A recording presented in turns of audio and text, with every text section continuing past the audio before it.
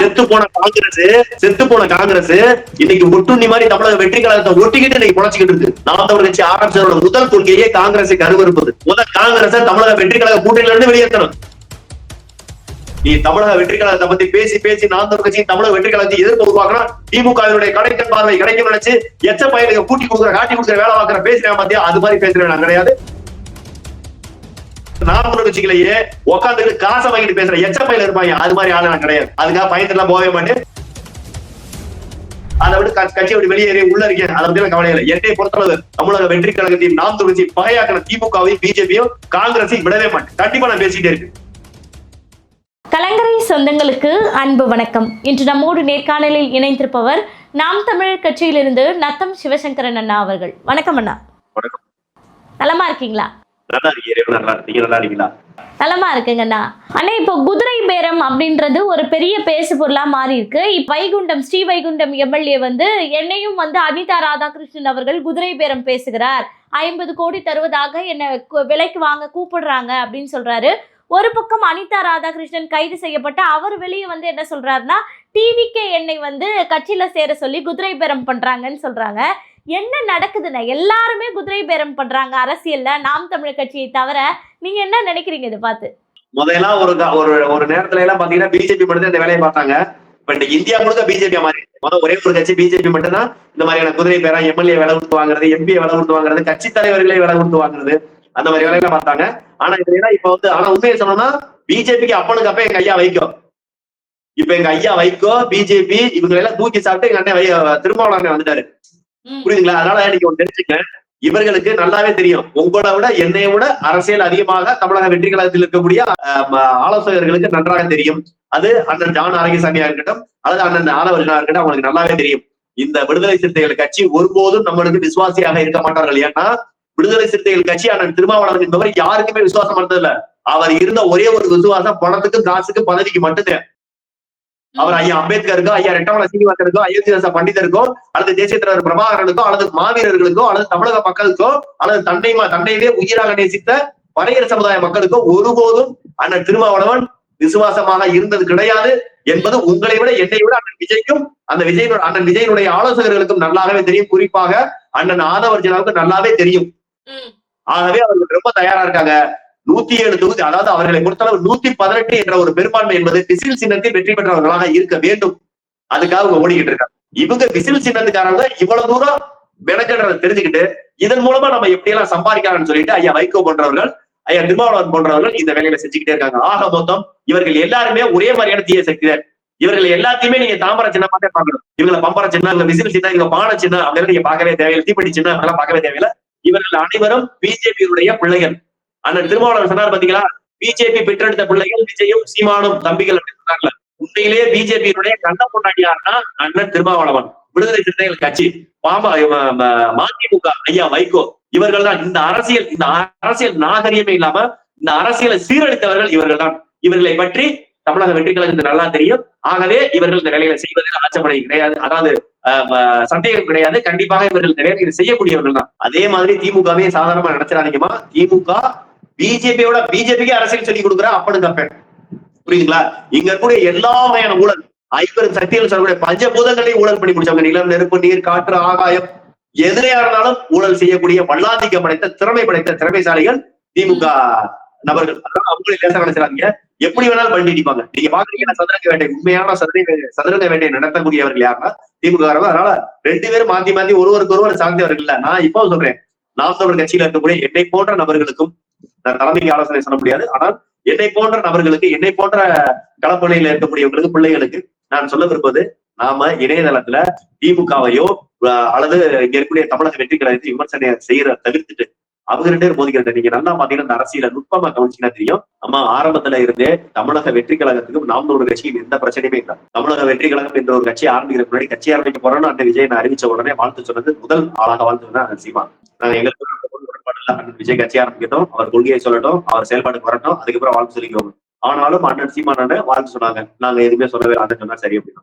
புஜியானந்து கூட அண்ணன் வாழ்த்து சொன்னாங்க.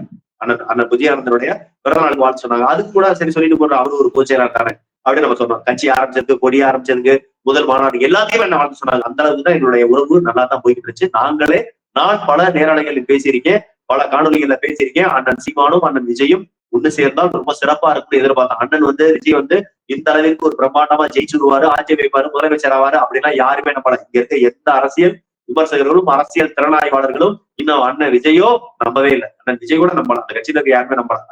இது மிகப்பெரிய அவர்கள் எதிர்பார்க்காத ஒரு வெற்றி. ஆனால் ஆரம்பத்தில் அண்ணன் விஜயும் சீமானும் ஒன்று சேர்ந்திருந்தா நல்லா இருக்கும்னு விரும்பின நபர்களை நான் ஒருவன் அதிகமாக விரும்பினேன். நான் ஒரு விஜய் ரசிகர். நாம் தமிழ் கட்சியில சீமானுடைய கொள்கையை வழிகாட்டுதலை ஏற்று அவருடைய தம்பியாக உயிருக்கு உயிரா கடைசி நிற்கக்கூடிய ஒரு தம்பி. ஆனால் நான் விஜய் ரசிகத்துல என்னைக்கு மாற்றம் நான் இப்பவே சொல்லுவேன், எனக்கு இன்னமும் அந்த விஜய் பாட்டு பிடிக்கும், விஜயோட காமெடிகள், விஜயோட நடனங்கள் எல்லாத்தையும் பார்ப்பேன். ஆனால் நான் விஜய் முதல்வராக என்றால் அவ்வளவுதான், தனிப்பட்ட முறையில் அவ்வளவுதான் தவிர நான் அவர் ஒரு நல்ல நடிகரா நல்ல ஒரு கலைஞனாக நான் பார்க்கிறேன். அதை மாற்றுக்கிறது இல்ல. கலைஞரா பார்க்கல, கருணாநிதியா பார்க்கல, கலைஞர் நல்ல ஒரு திறமையான நடிகராக பார்க்கிறேன், நல்ல நடன கலைஞராக பார்க்கிறேன், அப்படி பார்க்கிறேன். அதனால எனக்கு ரொம்ப பிடிக்கும் அண்ணன் விஜய். அதை தாண்டி சீமானனும் விஜயனும் ரொம்ப சரியா தான் போய்கிட்டு இருந்துச்சு அந்த உறவு முறை. எப்ப பெரிய, அதாவது தங்களுடைய கட்சியினுடைய கொள்கை தலைவர்கள் அண்ணன் எடுக்கும் போதுதான் அண்ணன் முதல்ல விமர்சனம் செய்யறாரு. கொஞ்சம் காட்டமான விமர்சனமாயிடு, கடுமையான விமர்சனம், அது தொடர்ச்சியா அப்படி போகுது. இதை அழகா திமுக பயன்படுத்தி நாம் தமிழர் கட்சிக்கும் தமிழக வெற்றி கழகத்துக்கும் மிகப்பெரிய ஒரு போரை உருவாக்கிட்டாங்க இணையதளம். உண்மையிலேயே சொல்றேன், உண்மையிலேயே இந்த நாட்டை சீரழிச்சது யாரு? திமுக அதிமுகவும். நாம் தமிழ் கட்சியினுடைய கோபம் யாரு மேல இருக்கிறது? திமுக மேல இருந்திருக்கணும், அதிமுக மேல இருந்திருக்கணும், காங்கிரஸ் மேல இருந்திருக்கணும், பிஜேபி மேல இருந்திருக்கணும். ஆனால் நம்முடைய கோபத்தை பூரா யாரு மேல திருப்பி விட்டாங்க? தமிழக வெற்றி கழகம். திருப்பிவிட்டது யாரு? திமுக. நீங்க நல்லா கவனிச்சு பாருங்க, ஆட்சியிலேயே ஆளுங்கட்சியா உள்ள எதிர்கட்சியா உள்ள நாம் தமிழர் கட்சியும் தாவேகாவும் இதுவரைக்கும் அதிகாரத்தை ஒரு இடத்துல அனுபவிக்கல, அதிகாரத்தை செய்யல, எந்த தவறு செய்யல. அப்படி இடத்துல உருதாய் பிள்ளைகளாக இருந்த தமிழக வெற்றி கழகத்தின் நாம் தமிழர் கட்சியும் அண்ணன் சீமானையும் விஜயனையும் பிரிவுவாதம் செஞ்சு இவங்களை பூராத்தையும் பிளவுபடுத்தியது யாருன்னா திமுக. திமுகவோட ஐடி நாம அவங்களை சீக்கிரத்தை மறந்துடக்கூடாது, கடந்துடக்கூடாது. இன்னைக்கு தமிழக வெற்றி கழகம் நாம் தமிழர் கட்சி இந்த அளவிற்கு இணையதளத்துல மாறி மாறி சண்டை போட்டுக்கிறோம்னா, தமிழக வெற்றி கழகம் யாரை எதிர்த்து அரசியல் செஞ்சிருக்கணும்? திமுகவையும் பிஜேபியும். ஏன் மத்தியில் ஆள்றது பிஜேபி, கீழே ஆள்றது திமுக. யாரை எதிர்த்து கடுமையா கலைக்கணும்? திமுகவை எதிர்த்து. யாரை எதிர்த்து? மேல பிஜேபி எதிர்த்து. ஆனால் தமிழக வெற்றி கழகத்தையும் திமுக சண்டை போட, தமிழக வெற்றி கழகத்தையும் நாம் தமிழ் சண்டை போட விட்டது யாரா? இந்த பிஜேபி, இந்த திமுக. இதை நாம் நம்ம பாக்காட்டி இந்த அரசியல்ல தமிழர்களுக்குள் தமிழர்கள் கலைகளுக்குள்ள நம்ம மாத்தி மாத்தி சண்டை கொடுத்துருவோமே தவிர ஒருபோதும் தமிழருக்கான ஆட்சி அமையாது. நானும் இப்ப நான் என்ன நினைக்கிறேன், அண்ணன் விஜயை பயன்படுத்தி தமிழருக்கான ஆட்சியாக எப்படி நம்ம மாற்ற முடியும்? இன்னைக்கு ஒரு தெலுங்கு அமைச்சர் இருக்காரு, தெலுங்குக்கு ஆதரவா போறாரு, தொழில்துறையில தெலுங்கர்களுக்கு முக்கியத்துவம் கொடுக்குறாரு, தமிழ்நாட்டில் வரக்கூடிய தொழில்துறை நிறுவனங்களை பூராத்தையுமே ஆந்திராவுக்கு தெலுங்கானாவுக்கு மாத்தி விடுறாரு. அவர் அதை செய்யறாருன்னா அந்த இடத்துல இல்லாத அளவிற்கு தமிழக வெற்றி கழகத்திற்கு ஒரு புற அழுத்தத்தை நாம் தமிழ் கட்சி மாதிரியான கட்சிகள் கொடுக்கணும். இணையதளத்தில் அது சம்பந்தப்பட்ட விமர்சனங்கள் பண்ணணும். புரியுதுங்களா? அதாவது தெலுங்கர்கள் எப்படி தமிழக வெற்றி கழகத்தை ஆளுகை செலுத்துகிறார்கள், அந்த தெலுங்கர்கள் தமிழக வெற்றி கழகத்தை எப்படி எல்லாம் வெளியே கொண்டு வர்றதுக்கு நம்ம அவங்களுக்கு ஒரு வழிகாட்டுதலை செய்யணும். எப்படி எல்லாம் தெலுங்கு நடக்குதுன்னு எப்படி காட்டுது? இவர்களே ஐயா பாக்கியராஜ் இறந்தது எப்ப? ஐயா பாரதி ராஜா இறந்தது எப்ப? பாரதி ராஜா இறந்த உடனே யாராவது ஒருத்தர் இங்க இருக்க எழுத்தாளர் சங்கத்துக்கு ஐயா பாரதி ராஜாவுடைய பெயரை வைக்கணும் யாராவது கோரிக்கை வச்சோமா? வைக்கல. திரைப்பட துறையில தமிழ்நாட்டுல இருக்கவங்க யாருமே இந்த கோரிக்கை வைக்கல, அரசியல்வாதிகள் கூட வைக்கல. எப்பயாவது பாரதி ராஜா குடியிருந்த வீடு இருக்க பகுதியில் அந்த தெருவுக்கு பாரதி ராஜா தெருவுன்னு பேர் வைக்கணும்னு சொன்னமா? அந்த கிராமத்துக்கு ஏதாவது பேர் பண்ற மாதிரி சொன்னோமா? வேற ஏதாவது ஒரு நிறுவனத்துக்கு, வேற ஏதாவது ஒரு அமைப்பு, எழுத்தாளர் சங்கம், இயக்குனர் சங்கம், திரைப்பட சங்கம், நடிகர் சங்கம், எதுக்காவது ஒண்ணுக்கு ஐயா பாரதி ராஜாவுடைய பெயரை வைங்க, பாரதி ராஜாவுடைய சிலையை வைங்க, எங்கேயாவது பேசுறாமா? இல்ல. ஆனா ஐயா நான் பாக்கியராஜா நிறைய மதிக்கிறேன், அவருடைய திரை காவியங்களை நான் நிறைய, அவருடைய திறமையை நான் மதிக்கிறேன், அவரை நான் வணங்குறேன், அவருக்கு அஞ்சலி செலுத்துறேன், மாற்று கருத்து இல்ல. ஆனா அதே நேரத்துல ஐயா பாக்கியராஜ் இறந்த உடனே தெலுங்கு அமைப்புகள் எல்லாம் சேர்ந்து அந்த பத்திரிகை துறையிலேயோ அல்லது எழுத்தாளர் துறையிலேயோ அல்லது சினிமா துறையிலேயோ இயக்குனர் துறையிலேயோ எல்லாத்துல இருக்கக்கூடிய பார்த்திபன் மாதிரியான தெலுங்கர்கள் உடனே ஒன்று சேர்ந்து எழுத்தாளர் சங்கத்துக்கு, தென்னிந்திய எழுத்தாளர் சங்கத்திற்கு உடனடியாக பாக்கியராஜ் பேரை வைக்கிறாங்க. அதில் வெற்றி பெறாங்க. அவர் குடியிருந்த பகுதி அந்த தெருவுக்கு பாக்கியராஜையோட பேர் வைக்கிறாங்க. நான் வைக்கக்கூடாதுன்னு சொல்றாங்க. ஆனா தெலுங்கர்களுடைய லாபி எந்த அளவுல இருக்குன்னு பாருங்க. நீங்க விழிப்புணர்வு கொடுக்க போறீங்க. ஒருத்தர் செத்த உடனே அந்த செத்தவர் பேர்ல எத்தனை சிலைகள் வைக்கலாம், எத்தனை தெருவுக்கு பேர் வைக்கலாம், எத்தனை சங்கங்களுக்கு பேர் வைக்கலாம், எத்தனை கட்டிடங்களுக்கு பேர் வைக்கலாம். ஏன் இன்னும் 100 வருஷம் கழிச்சு அந்த பேர் தான் சொன்னோம். அப்ப என்ன சொல்றோம்? பேர் மாதிரி நாங்கள் தெலுங்கர்கள் தான் தமிழ்நாட்டை ஆண்டோம், தமிழ்நாட்டில் இருக்க சினிமா துறையை ஆண்டோம், தமிழ்நாட்டில் இருக்கக்கூடிய எழுத்தாளர் துறையை ஆண்டோம், தமிழ்நாட்டில் இருக்க இயக்குனர் துறைகளை ஆண்டோம். புரியுதுங்களா? தமிழ்நாட்டில் இருக்கக்கூடிய எல்லா வகையான துறைகளையும் தெலுங்கர் தான் கோலாச்சினார்கள். இப்ப பாக்கியராஜ் பெரியவரா, பாரதி ராஜா பெரியவரா? யார் சீனியர், யாரு சீனியர்? புரியுதுங்களா? நான் சொல்ற சகோதரி, இப்ப பாரதி ராஜா எவ்வளவு உயரம், பாரதி ராஜாவுக்கு மேல பாக்கியராஜ் எவ்வளவு உயரம்? நம்மளுக்கு தெரியும். அப்ப உயரத்தில் நீங்கள் வந்து இயக்குனர் சிகரம் என்று போற்றப்பட்ட ஐயா பாரதிராஜனுடைய பெயர் எதற்குமே இல்ல. ஆனா பாக்கியராஜனுடைய பெயரை கொண்டு வர்றதுக்கு அவருடைய மொழி, அவருடைய இனம், அவருடைய இனப்பற்றாளர்கள், மொழிப்பற்றாளர்கள், அவருடைய சகர்கள் உடனே பயிர் செய்கிறார். இதையே தமிழர்கள் செய்வார். பாரதிராஜன் எத்தனை தமிழர்கள் அவருடைய ஜூனியரா இருந்தாங்க, உதவி இயக்குனர் செய்யல. பாக்கியராஜனுடைய ஒரு ஜூனியர், ஒரு அசிஸ்டன்ட் டைரக்டர் பார்த்திபன் இவ்வளவு அரசியல் செய்யறாரு, ஏன் பாரதிராஜனுடைய ஜூனியர் செய்யல? அப்படின்னா எந்த தமிழ தோக்குற பிரச்சனை இல்ல, எனக்கு பெருசா இல்ல.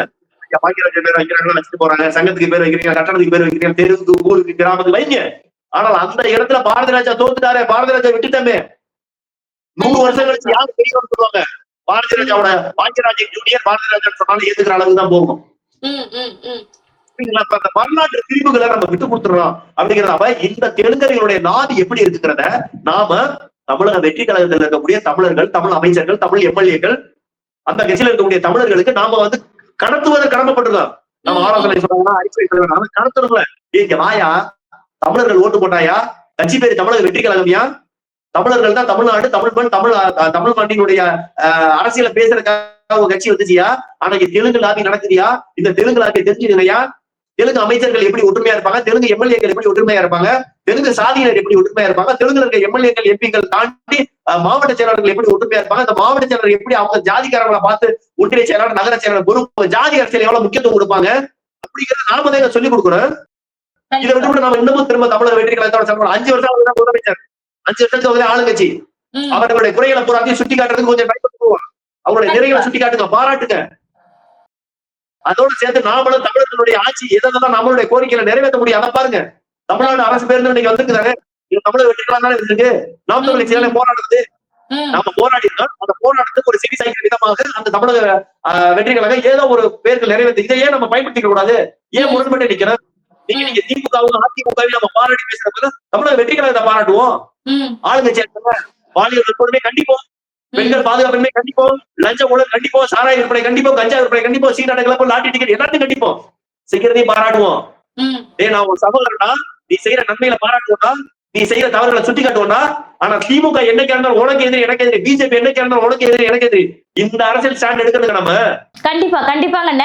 இப்போ திமுக நீங்க நினைக்கிறீங்களா தமிழக வெற்றி கழகம் அல்லது விருச்ச வாரியர்ஸ் மட்டும்தான் நாம் தமிழ் கட்சிய உதயநிதி ஸ்டாலினை வந்து சேர்த்து வச்சு பேசுறாங்கன்னு கூட்டணிக்கு போக போறாங்க, பொது வேட்பாளர் இதை பேசுறது அவங்க மட்டும் நினைக்கிறீங்களா? இதை பூரா ஆரம்பிச்சு திமுக என்ன வேண்டாம் செய்தால் தமிழக வெற்றி கழகமும் அல்லது தமிழக வெற்றி கழக தொண்டர்களும் நாம் தமிழ் கட்சியினுடைய தொண்டர்களும் இணையதளத்தை மோதிக்குவாங்க, சண்டை போட்டுக்குவாங்க அப்படின்னு எல்லா வகையான வித்தைகளும் செய்யக்கூடிய திமுக, எல்லா வகையான ஊழ வேலைகள் செய்யக்கூடியது இதே திமுக, இதே பிஜேபியும். இதை நாம உன்னிப்பா கவனிக்கணும். அவனுடைய ஐடி பாத்தீங்கன்னா திமுக பேர்ல இருக்காது, நாம் தமிழ் கட்சி பேர்ல இருக்கும். தமிழக வெற்றி கழகத்தோட கட்சிக்காரங்களும் அவங்களுக்கு தமிழக வெற்றி கழகத்தினுடைய போர்வையில திமுக காரர் இருப்பேன், பிஜேபி காரர் இருப்பேன், நாம் தமிழ் கட்சியை உடனே இருப்பேன், வம்புழுப்பேன், பதிவுகள் போடுறேன். அப்ப நாம என்ன செய்ய வேண்டியது இருக்கு? நாம உன்னிப்பா கவனிக்க வேண்டியது இருக்கு. நாம ஒன்னே நாம் தமிழர் கட்சியிலே ஒரு சிலர் இருக்கேன், ஒன்னாவது ஒரு அயோக்கிய பயில ஈழ பயில பேமெண்ட்டை வாங்கிட்டு தமிழக வெற்றி கழகத்துக்கு எதிராக பேசுறது மட்டுமே வேலையா வச்சுட்டு இருப்பேன். முதல்ல நம்ம அவனை நம்ப கூடாது. தமிழக வெற்றி கழகத்தை திட்டுடான்னு சொல்லிட்டு எவனா ஒருத்தன் நாம் தமிழ் கட்சி போர்வையில இருந்தே ஒரு யூடியூப்ல உட்காந்து பேசிட்டே இருப்பான். அவனுடைய நோக்கம் தமிழக வெற்றி கழகத்தை திட்டணும். ஆனா திட்ட உடனே அது நம்மால் அப்படின்னு நம்ம தமிழக வெற்றி கழகத்துக்கு எதிராகவே நாம் தமிழ் கட்சி பிள்ளைகள் கூட பேச ஆரம்பிச்சிடும். இப்ப என்ன பாக்க தமிழக வெற்றி கழகமா நாம் தமிழ் கட்சியா? இத முதல் உடைக்கணும். தமிழக வெற்றி கழகத்துக்கு எதிரி நாம் தமிழ் கட்சி அல்ல, நாம் தமிழர் கட்சிக்கு எதிரி தமிழக வெற்றி கழகம் அல்ல. மாறாக தமிழக வெற்றி கழகத்துக்கு நாம் தமிழர் கட்சியும் ஒட்டுமொத்த தமிழ் மக்களுக்கும் தமிழ் இனத்துக்கும் எதிரி பிஜேபி திமுகவும் காங்கிரஸ் அதிமுகவும். இந்த திமுக அதிமுக காங்கிரஸ் பிஜேபி அழிக்காம இந்த தமிழ் இனமும் தமிழ் மக்களும் வென்றெடுக்க முடியாதுங்கிறத நாம யாருக்கு உணர்த்தணுமோ இல்லையோ தமிழக வெற்றி கழகத்துக்கு உணர்த்தணும். நாம வைக்கிற விமர்சனங்களையும் நாம கொடுக்குற வழிகாட்டுதல்லையும் ஆலோசனைகளையும் அறிவுரைகளையும் தமிழக வெற்றி கழகத்திலிருந்து காங்கிரஸ் போன்ற கட்சிகள் துண்டக்கான துணிக்கான ஓடணும். அதுதான் தமிழ் தேசிய பிள்ளைகளுடைய வேலையா இருக்கணும். செத்து போன காங்கிரஸ் இன்னைக்கு ஒட்டுண்ணி மாதிரி தமிழக வெற்றி கழகத்தை ஒட்டிக்கிட்டு இன்னைக்கு பொழைச்சிக்கிட்டு இருக்கு. முதல்ல நம்ம இதை நிறுத்தணும். நாம் தமிழ் கட்சி ஆரம்பிச்சதோட முதல் கொள்கையே காங்கிரஸை கருவறுப்பது. இந்த காங்கிரஸை கருவறுக்கணும்னா முதல் காங்கிரஸை தமிழக வெற்றி கழக கூட்டணியில இருந்து வெளியேற்றணும். அப்ப காங்கிரஸ் வரலாறு என்ன, தமிழர்களுக்கு செய்த துரோகம் என்ன, இந்த மொழிக்கு பண்பாடு கலாச்சாரத்திற்கும் செய்த துரோகம் என்ன, இதைத்தான் தமிழக வெற்றி கழகத்துக்கு எதிர்காலத்தில் செய்யுங்கிறத நாம உணர்த்தணும். இந்திய அளவுல காங்கிரஸ் கூட்டணி கட்சிகளுக்கு செய்த துரோகம் என்ன, கூட்டணி கட்சிகள் எப்படி எல்லாம் விலகி இருக்கு, கூட்டணி கட்சிகளுக்கு எப்படி எல்லாம் துரோகம் செஞ்சிருக்கு, கடைசியா திமுக துரோகம் உட்பட எல்லாத்தையும் தமிழக வெற்றி கழகத்துக்கு நம்ம உணர்த்த வேண்டியது நம்ம கடமை. அதன் மூலமா காங்கிரஸ் வெளியேற்றணும். அதன் மூலமா எதிர்காலத்துல தமிழக வெற்றி கழகம், நாம் தமிழர் கட்சி, இது ரெண்டுல தமிழக வெற்றி கழகம் ஆளுங்கட்சியா, நாம் தமிழர் கட்சி எதிர்கட்சி, நாம் தமிழர் கட்சி ஆளுங்கட்சியா, தமிழக வெற்றி கழகம் எதிர்கட்சி, இந்த நிலையை உருவாக்க வேண்டியது தமிழ் தேசிய பிள்ளைகளுடைய கடமை. இது என்னுடைய தனிப்பட்ட கருத்து. நாம் தமிழர் கட்சிகளை நாம் தமிழர் கட்சிகளையே உட்காந்துட்டு காசை வாங்கிட்டு பேசுற எச்சப்பையில இருப்பாங்க, அது மாதிரி ஆளு நான் கிடையாது. அதுக்காக பயத்துல போகவே மாட்டேன். நான் திரும்ப சொல்றேன், நீ தமிழக வெற்றி கழகத்தை பத்தி பேசி பேசி நாம் தமிழர் கட்சி தமிழக வெற்றி கழகத்தை எதிர்ப்பு உருவாக்கணும், திமுகவினுடைய கடைக்கண் பார்வை கிடைக்கும் நினைச்சு எச்சப்பையில கூட்டி கொடுக்குற காட்டி கொடுக்குற வேலை பார்க்குற பேசுறேன் பாத்தியா, அது மாதிரி பேசுறேன் நான் கிடையாது. ஒருபோதும் அந்த தவறு நான் செய்ய மாட்டேன். தப்புனா தப்புன்னு சொல்லி அதை விட்டு கட்சியை விட்டு வெளியேறி உள்ள இருக்கேன், அதை பத்தி கவலை இல்லை. என்னை பொறுத்தளவு தமிழக வெற்றி கழகத்தையும் நாம் தமிழ் பகையாக்கிற திமுகவையும் பிஜேபியும் காங்கிரஸையும் விடவே மாட்டேன். கண்டிப்பா நான் பேசிட்டே இருக்கேன். கண்டிப்பாங்க அண்ணன். நடப்பு கால அரசியல் குறித்து பல்வேறு தகவல்களை பகிர்ந்துகிட்டீங்க. தொடர்ந்து பேசுவோம். நன்றி அண்ணன். மணிசரகண்ட வாழ்த்துக்கள்.